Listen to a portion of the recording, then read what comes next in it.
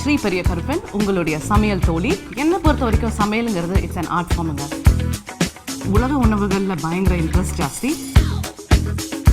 எங்கே போனாலும் அந்த கண்ட்ரியோட இன்க்ரீடியன்ட்ஸ் என்ன தெரிஞ்சுக்கிறதுல எனக்கு ஆர்வம் ரொம்ப ரொம்ப ஜாஸ்தி. ஸோ என்னோட எக்ஸ்பீரியன்ஸஸை உங்களோட ஷேர் பண்ணிக்கிறதுல எனக்கு ரொம்ப சந்தோஷம். நான் கலா பிள்ளை. என்னோட வேர்ல்ட் ஒரு கார்ப்பரேட் வேர்ல்ட். ஸோ என்னோட பேஷன் டுவர்ட்ஸ் குக்கிங் வந்து ட்ரெடிஷ்னல் குக்கிங்லேருந்து ஆரம்பிச்சது. நான் ரெசிபி எல்லாம் வந்து எங்கள் அம்மா, எங்கள் பாட்டி எல்லார்கிட்டேருந்தும் கலெக்ட் பண்ணி இந்த ஷோவில் நான் எடுத்துகிட்டு வரணும்னு விரும்புகிறேன்.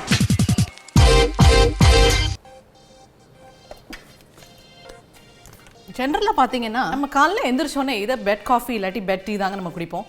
அப்படி குடிக்காமல் நம்ம வந்து அதாவது வெந்நி தண்ணியில் லேசாக தேனோ இல்லாட்டி துளசியோ போட்டு நம்ம வந்து அதை குடித்தோன்னா ரொம்ப ரிஃப்ரெஷிங்காக இருக்கும் நம்மளோட மைண்டு. அது மட்டும் இல்லை, அன்றைக்கி நாள் முழுக்க நம்ம வந்து ரொம்ப சுறுசுறுப்பாக வேலை பார்க்குற மாதிரி நமக்கு தோணும். மெக்சிகன்ஸ் பார்த்தீங்கன்னா இந்த மாதிரி ஹெர்பல் ட்ரிங்க்ஸ் காலைல எந்திரிச்சோன்னு அவங்க குடிப்பாங்கங்க. அது வந்து அவங்கள ரொம்ப சுறுசுறுப்பாக இருக்குங்கிறது அவங்களோட இது. ஸோ ஏன் நான் மெக்சிகன்ஸ் பற்றி பேசுகிறேன்னு நினச்சிங்கன்னா, இந்த வாரம் முழுக்க நம்ம வந்து மெக்சிகன் ஃபுட் வந்து நம்ம வந்து சமைக்க போகிறோம். அதுலேயும் இன்றைக்கி நம்ம பண்ண போகிற டிஷ்ஷு பேர் என்சிலாடா. அந்த என்சிலாடானா நம்மளோட சப்பாத்தி மாதிரி இருக்கும், ஆனால் உள்ள ரோல் ஃபில் பண்ணி மேலே சாஸ், அதாவது கொஞ்சம் உரப்பான சாஸ் மேலே ஃபில் பண்ணி கொஞ்சம் கிரேவி மாதிரியே இருக்கும். அதாவது சப்பாத்திக்கு மேலே கிரேவி இருக்கிற மாதிரி இருக்கும். ரொம்ப வித்தியாசமான ஒரு ஐட்டம். ஆனால் நம்ம இந்தியன்ஸ், அதுவும் தமிழ்நாட்டில் இருக்கவங்களுக்கு இது ரொம்ப பிடிக்கும். ஏன்னா இது ரொம்ப காரமான ஒரு டிஷ்ஷு.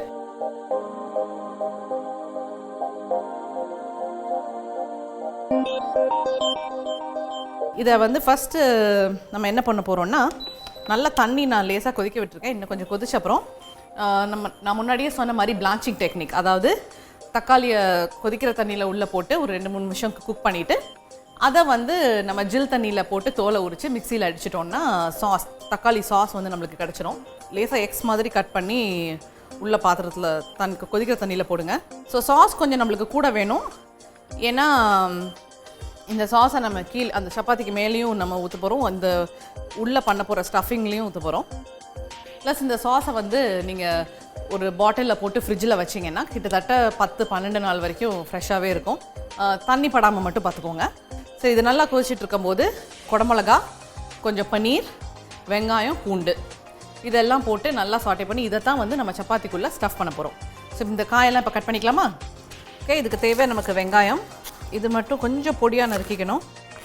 ஏன்னா அது உள்ளே சப்பாத்திக்குள்ளே வச்சு நம்ம ஸ்டஃப் பண்ண போகிறோம். பன்னீரையும் போட்டு இது உள்ளே வந்து நம்ம எதனாலும் வச்சு ஸ்டஃப் பண்ணலாங்க. நம்ம கத்திரிக்காய் இல்லாட்டி உருளைக்கிழங்கு, அவங்க வந்து இப்போ மெக்சிகோவில் பார்த்தீங்கன்னா சிக்கன் வச்சு நிறைய ஸ்டஃப் பண்ணுவாங்க. பட் உங்களுக்கு பூண்டு ஃப்ளேவர் பிடிக்கணும்னா நீங்கள் அந்த சாஸில் சேர்த்துக்கலாம். ஸோ இது வந்து வெங்காயம். அடுத்தது வந்து ஒரே ஒரு குடமிளகா கட் பண்ணிக்குவோம். ஓகே, உள்ளே இருக்க அந்த சீட்ஸ் வேண்டாம். ஸோ மெக்சிகோவில் பார்த்தீங்கன்னா நிறைய விதமான மிளகா அவங்க வந்து யூஸ் பண்ணுவாங்க. நிறைய குடமிளகா, அப்புறம் நம்ம ஊர் மிளகா இருக்கு இல்லையா, அது பேர்ட் ஐ சில்லி சொல்லுவாங்க, நம்மளோட பச்சை மிளகாயை. இப்போ இந்த சைடு நல்லா இங்கே பாருங்கள், நல்லா கொதிச்சு அழகாக தோல் உறிஞ்சிட்டு வருது. இதை எடுத்து நம்ம இப்போ ஜில் தண்ணியில் போட்டால் உரிக்க ஆரம்பிச்சிடலாம். ஜில் தண்ணி வச்சுருக்கேன் இங்கே. ஓகே, அது இருக்கட்டும். இப்போ இதை இறக்கிடலாம். இதோட நமக்கு வந்து பூண்டு மட்டும் தேவை. இப்போது அவங்களும் நிறைய பூண்டு சேர்த்துக்குவாங்கங்க, நம்ம ஊர் மாதிரி நிறைய பூண்டு சேர்ப்பாங்க. இப்போ மெக்சிகன் சாப்பாடு வந்து ஜென்ரலாக எல்லா இந்தியன்ஸுக்குமே ரொம்ப பிடிக்கும். ஏன்னா அது நம்பர் 1 நம்ம ஊர் சமையல் மாதிரியே நிறைய இருக்குது. நமக்கு வந்து மெயினாக பார்த்திங்கன்னா சவுத் இந்தியாவில் வந்து, அதாவது இந்த சைடு சென்னை, தமிழ்நாடு, கேரளா, ஆந்திர பிரதேஷ்லாம் பார்த்திங்கன்னா நிறைய அரிசி சாப்பிட்றோம். வடநாடு ஃபுல்லாக பார்த்திங்கன்னா அவங்கெல்லாம் வந்து கோதுமை சாப்பிட்றாங்க. இப்போ மெக்சிகோவில் பார்த்திங்கன்னா அவங்க ரொம்ப உபயோகக்கூடிய தானியம் வந்து கார்ன், அதாவது சோளம். சப்பாத்தியெல்லாம் கூட சோளத்திலே பண்ணுறாங்க அவங்க. ஸோ அவங்களுக்கு ஃபஸ்ட்டு வந்து சோளம், அப்புறம் அரிசி, அப்புறம் கோதுமை. சரி, இப்போ வந்து காய்கறிலாம் நறுக்கியாச்சு. இப்போ இதை லேசாக தண்ணி விட்டு, லேசாக எண்ணெய் விட்டு இதை காய்கறியெல்லாம் நம்ம நல்லா வதக்கிட்டு இந்த பன்னீரையும் உதுத்து அதில் போட்டு அதை வதக்கிட்டோன்னா உள்ளே பண்ணுற ஃபில்லிங் வந்து உள்ளே வைக்கிற ஃபில்லிங் வந்து நமக்கு ரெடி ஆயிடும். ஸோ இதில் லேசாக எண்ணெய் ஊற்றிக்கலாம். எந்த எண்ணெய்னாலும் ஓகே, நம்ம ரிஃபைண்ட் ஆயிலும் ஓகே தான் இதுக்கு. நான் முதல்ல சொன்ன மாதிரி இவங்க பண்ணுற சாஸ் எல்லாம் ரொம்ப சில்கியாக இருக்கும், அதாவது அப்படி அவ்வளோ சாஃப்டாக இருக்கும். அதனால தோல் இருந்தால் நல்லா இருக்காது, அதனால தான் இந்த தோலை உரிக்கிறது. உரிச்சாச்சு, இதை வந்து மிக்சியில் போட்டு அரைச்சிக்கலாம். நான் முதல்ல சொன்ன மாதிரி இந்த மேலே இருக்க பகுதி வந்து வேண்டாம், அதை வந்து எடுத்துருங்க. எடுத்துட்டு மிச்சத்தை 1-2 நறுக்கி உள்ளே போட்டுடுங்க.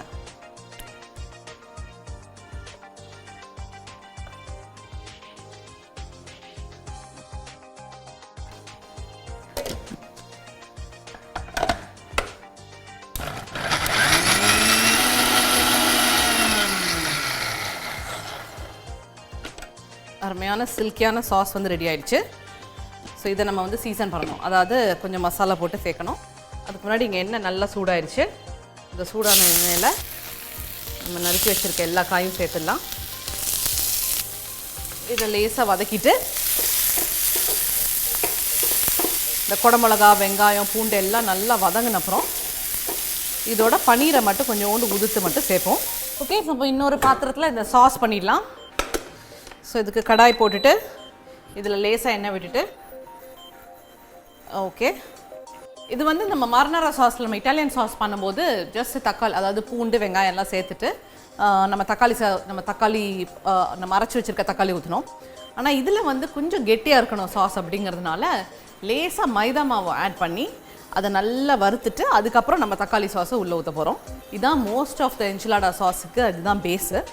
ஸோ இது லேசாக சூடு ஆயிடுச்சு. இதில் வந்து கொஞ்சமாக மைதா மாவு 1லேருந்து 1.5 டீஸ்பூன் வரைக்கும் போடலாம். போட்டுட்டு இது லேசாக ப்ரௌன் ஆனப்புறம், அதாவது ரொம்ப ப்ரௌன் இல்லை, லேசாக லைட்டாக கலர் மாறின அப்புறமே நீங்கள் வந்து இந்த தக்காளி சாஸை சேர்த்துடலாம் உள்ள.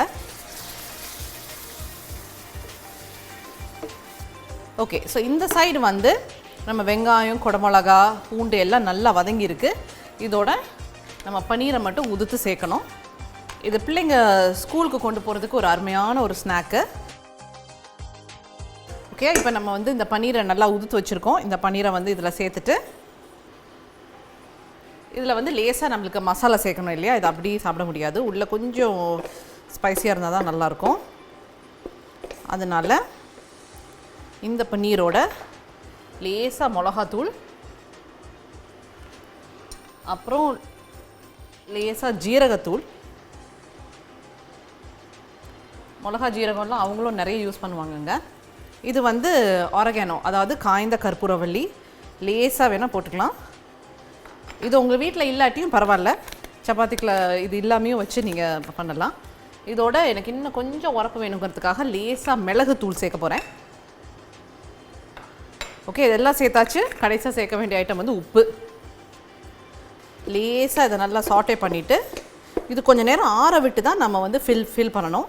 இதை கடைசியாக முடிக்கிறது நான் எப்படி முடிக்க போகிறேன்னா, இதை அவனில் வச்சு எடுக்க போகிறேன். மேலே சீஸ் தூவி அவனில் வச்சு எடுக்க போகிறேன், இப்படி ப்ரௌனாக.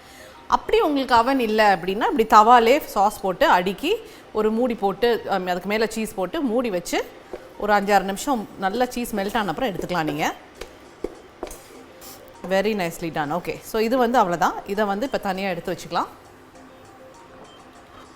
ஓகே, இப்போ நெக்ஸ்ட்டு வந்து இந்த சப்பாத்தி நான் ஏற்கனவே போட்ட சப்பாத்தி தான், அதை வந்து லேசாக ஹீட் பண்ணிவிட்டு அதுக்குள்ளே நம்ம ஃபில் பண்ணிக்கலாம். லேசாக சுட்டால் போகிறோம் சப்பாத்தி. ஓகே, அது சுட்டுட்ருக்கட்டும். இந்த சைடு இந்த சாஸை நம்ம முடிச்சிடலாமா? இப்போ என்ன பண்ணணுன்னா, ஃபஸ்ட்டு அதுக்கு பேஸ் போட்ட மாதிரியே இதுக்கும் நமக்கு காரம் வேணும் இல்லையா, அதனால லேசாக மிளகாத்தூள், கொஞ்சமாக ஜீரகத்தூள். இது வந்து அவங்களுக்கு ஸ்டாண்டர்டுங்க, நம்மளுக்கு கரம் மசாலா மாதிரி அவங்களுக்கு இந்த ஐட்டம் வந்து ஸ்டாண்டர்ட். மிளகா, ஜீரகம், பூண்டு பவுடர், கொஞ்சமாக ஆரகானோ. இது வந்து வெங்காய பவுடர்னு விற்கிறாங்க. இதோட ஃப்ளேவர் ரொம்ப ரொம்ப நல்லாயிருக்கும். அது ட்ரைட் ஆனியன்ஸ்னு பேர். அது நான் ஆட் பண்ணுறேன். இது கிடைக்காட்டியும் பரவாயில்ல, இது கட்டாயம் கிடையாது. இது தவிர கொஞ்சமாக மிளகு, ஓகே, அப்புறம் கொஞ்சமாக உப்பு. Okay, perfect. எவ்வளோ க்ளாஸியாக சில்கியாக ஒரு சாஸ் ரெடி ஆகிடுச்சு. அருமையாக இருக்குது பார்க்குறதுக்கு. மீன் வாயில் நம்ம அவனை வந்து 180 டிகிரீஸில் ஒரு 10 மினிட்ஸ் ப்ரீ ஹீட் பண்ணிவிட்டு ஒரு 5 to 7 மினிட்ஸ் சீஸ் மெல்ட் ஆகிற வரைக்கும் நம்ம குக் பண்ண போகிறோம். இப்போ சப்பாத்தி ஹீட் பண்ணியாச்சு. அவனில் வைக்கிற ட்ரேயில் ஃபஸ்ட்டு இது வந்து லேயரிங் டெக்னிக்குங்க. இதுக்கு பேர் லேசாக சாஸ் கீழே வைக்கணும். ஸோ இப்போ வந்து லேசாக இதை அப்ளை பண்ணிவிட்டு ஒரு சப்பாத்தி எடுத்துகிட்டு இது வச்சுக்கோங்க. ஒரு ஸ்பூன் எடுத்து ஒரு ஓரமாக ஆரம்பிங்க. அதாவது இந்த ஓரமாக ஆரம்பிச்சிங்கன்னா உங்களால் சுற்ற முடியாது. இந்த எண்டில் ஆரம்பிச்சிட்டிங்கன்னா சுற்ற முடியாது. எந்த சைட்லேருந்து ரோல் பண்ணுறீங்களோ அந்த சைடில் உங்களோட உள்ள ஃபில்லிங்கை வைங்க. இப்போ வந்து இதை நல்லா ரோல் பண்ணிக்கோங்க. புரிஞ்சுதா?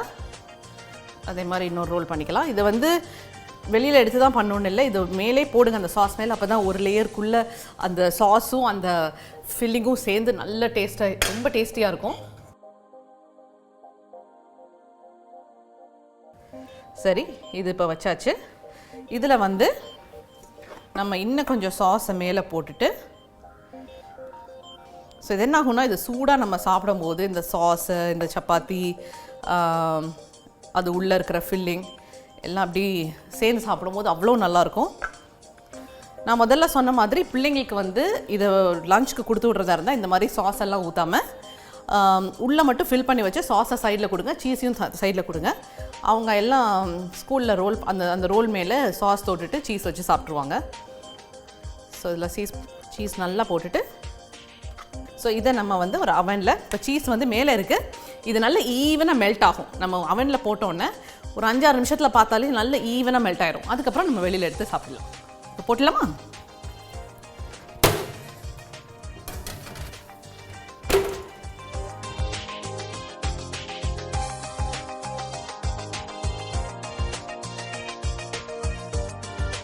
ஓகே, நம்மளோட என்சிலாடாஸ் இப்போ ரெடி ஆயிடுச்சு. இது அவன்லேருந்து இப்போ எடுத்துடலாம். ஒரு கிட்டத்தட்ட 5 to 7 மினிட்ஸ் தான் போட்டிருக்கு. அது நல்லா மெல்ட் ஆகிடணும் சீஸு.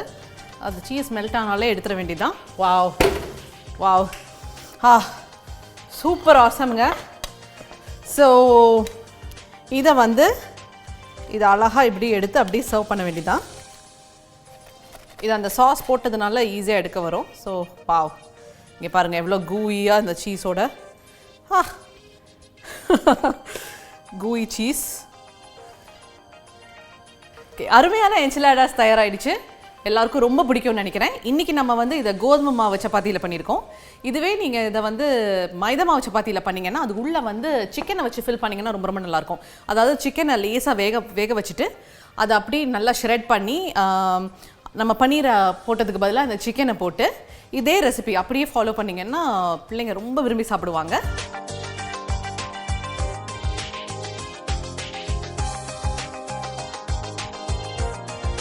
ஸோ இன்றைக்கி ஒரு அருமையான மெக்சிகன் டிஷ் தயாராகிடுச்சு.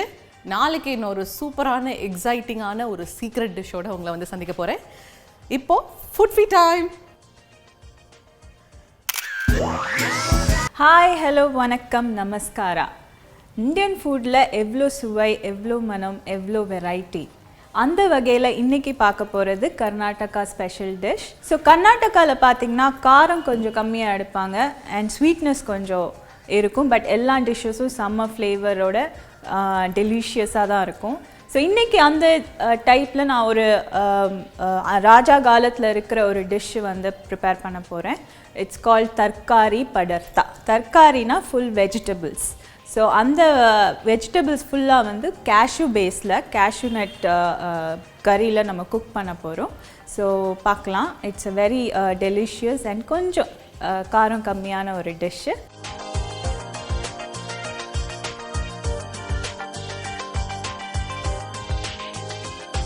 தர்காரி படர்த்தா ஸ்டார்ட் பண்ணுறதுக்கு ஃபஸ்ட்டு நம்ம வந்து தக்காளி எடுத்துக்கலாம். ஸோ நம்ம இன்றைக்கி வந்து தக்காளி ப்ளஸ் முந்திரி பருப்பு அதுதான் வந்து கறி பேஸ் இன்றைக்கி பண்ண போகிறோம்.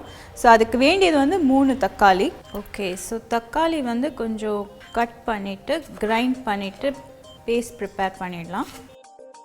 ஸோ இந்த டிஷ்ஷோட ஒரு பியூட்டி என்னென்னா இதில் வந்து ஆனியன் இல்லை, கார்லிக் கிடையாது, வெறும் தக்காளி அண்ட் முந்திரி பருப்பு பேஸ். ஸோ ஃபஸ்ட்டு எடுத்த உடனே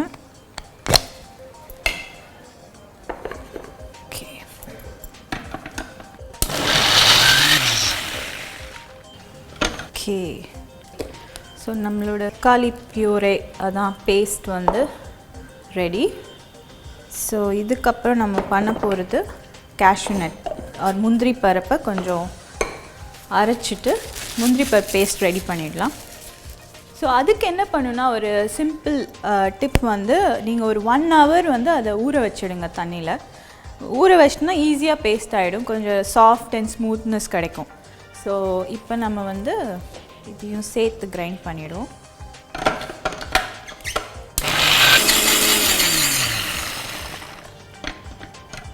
நல்லா நைஸாக அரைச்சிக்கணும். ஸோ அது நம்மளோட கேஷ்யூ நட் முந்திரி பருப்பு பேஸ்ட் ரெடி. ஸோ 2 பேஸும் ரெடி ஆகிடுச்சு. ஃபர்ஸ்ட் எடுத்து தாளிச்சிடலாம்.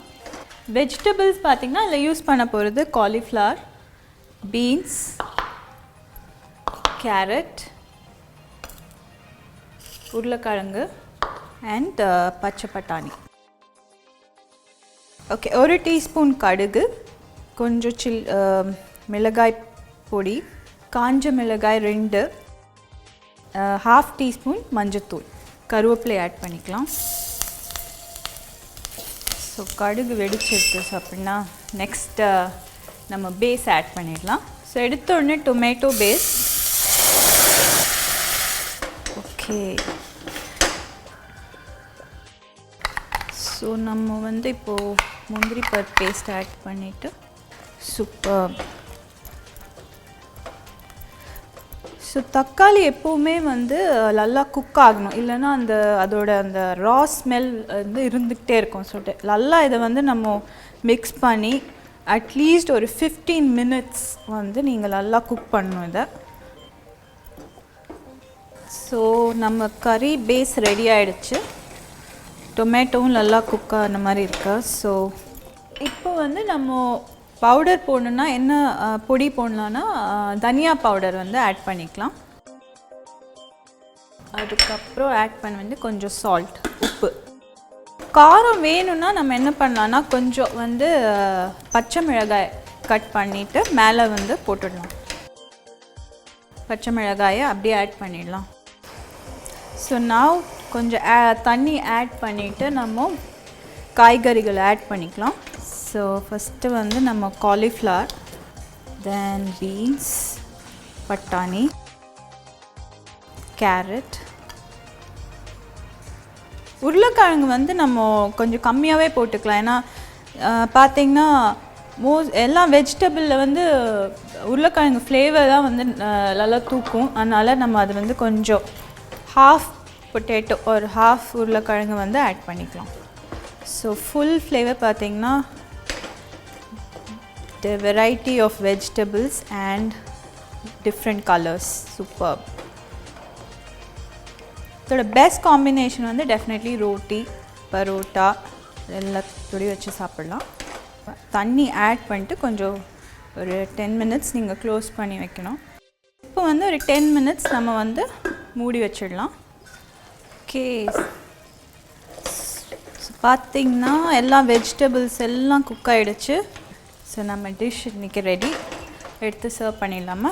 பர்ப் கேஷ்யூ பேஸ் கர்நாடகா ஸ்பெஷல், நம்ம ராஜா காலத்தோட ஸ்பெஷல் டிஷ் தர்காரி படத்தா ரெடி ஆகிடுச்சு.